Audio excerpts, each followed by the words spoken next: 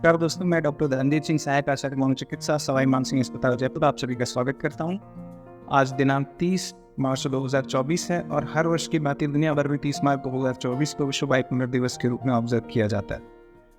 आज ही के दिन एक महान चित्रकार विंसेंट वैन गॉग का जन्मदिन हुआ था, जो कि बहुत ही कम आयु में दुनिया को छोड़ के चले गए थे।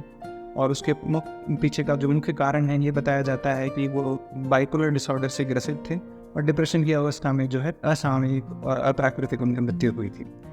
तो दोस्तों, मैं आपको ये बताना चाहता हूँ कि लगभग दुनिया भर में 1 से 2% लोग बाइपोलर डिसऑर्डर से ग्रसित हैं और किसी न किसी प्रकार की जानकारी एवं सोशल स्टिग्मा के कारण से वो उचित समय पर कई बार इलाज नहीं ले पाते हैं। तो आज के समय में हमें जानने की ज़रूरत है कि बाइपोलर डिसऑर्डर एक गंभीर मानसिक रोग में से एक आता है और अत्यधिक देरी से इसके बारे में जानकारी हो पाने पर कई बार जो है इलाज मुश्किल हो जाता है। तो हमें इस चीज़ को समझना होगा कि बाइपोलर डिसऑर्डर है, इसके अंदर जैसा कि नाम से ही जाहिर है 2 पोल होते हैं। एक डिप्रेशन का होता है, एक मेनिया या हाइपोमेनिया। डिप्रेशन में एक और जहाँ व्यक्ति अवसादग्रस्त होकर के लोगों से अलग थलग हो जाता है, रोज़मर्रा की चीज़ें करने की उसकी इच्छा लगभग समाप्त सी हो जाती है।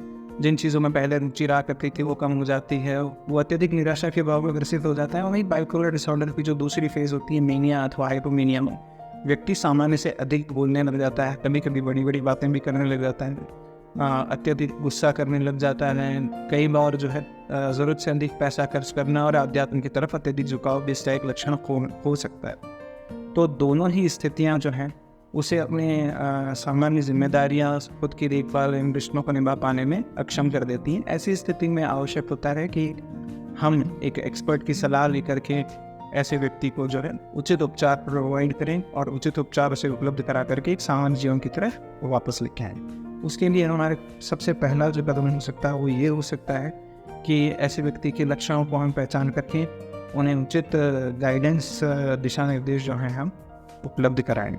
अगर सही समय पर उचित उपचार उपलब्ध कराया जाए तो निश्चित रूप से बाइपोलर डिसऑर्डर है, उसका उपचार संभव है और जो है ऐसा व्यक्ति जो है सामान्य जीवन निर्वहन कर सकता है। इस वीडियो के अंत में मैं आपको एक QR कोड भी दूंगा, जो आपको एक लिंक पर लेके जाएगा, जिसपे गूगल फॉर्म के ज़रिए आप जो है महत्वपूर्ण लक्षणों के बारे में खुद को स्क्रीन कर सकते हैं और आप ये जान सकते हैं कि क्या आप इस प्रकार के किसी मूड स्विंग्स या अन्य जो समस्याएं हैं उनसे ग्रसित हैं और क्या आपको जो है एक परामर्श की आवश्यकता है या नहीं। धन्यवाद।